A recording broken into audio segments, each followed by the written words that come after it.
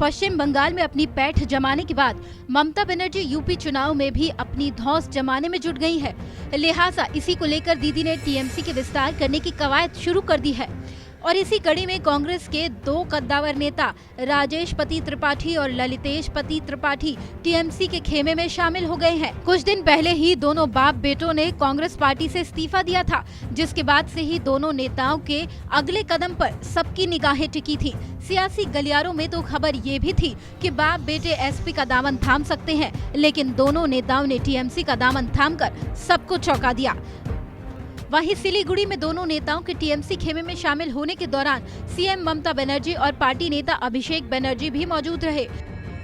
बता दें कि ललितेश यूपी के मुख्यमंत्री रह चुके कमलापति त्रिपाठी के पोते हैं। ललितेश का मिर्जापुर, वाराणसी जैसे इलाकों में काफी प्रभाव माना जाता है। इतना ही नहीं, ललितेश यूपी कांग्रेस के उपाध्यक्ष भी रह चुके हैं। वहीं खबरें तो ये भी हैं कि यूपी में तृणमूल कांग्रेस ललितेश पति त्रिपाठी की अगुवाई में विधानसभा चुनाव में उतर सकती है। टीएमसी में शामिल होने के बाद दोनों नेताओं ने अपनी प्रतिक्रिया देते हुए कहा, ममता बनर्जी के नेतृत्व में बीजेपी को यूपी और केंद्र से बाहर करना ही हमारा लक्ष्य है।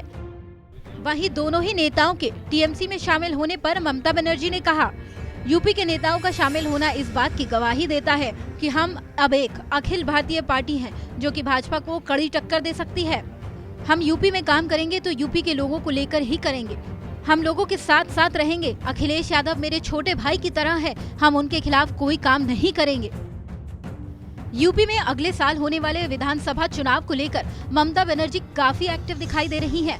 पिछले दिनों लखीमपुर में हुई हिंसा के बाद ममता बनर्जी ने इस पर अपनी प्रतिक्रिया देते हुए सांसदों का एक प्रतिनिधि मंडल लखीमपुर भेजा था और हिंसा की कड़ी निंदा की थी। वहीं ललितेश पति त्रिपाठी के टीएमसी में एंट्री के पीछे भी प्रशांत किशोर का हाथ बताया जा रहा है।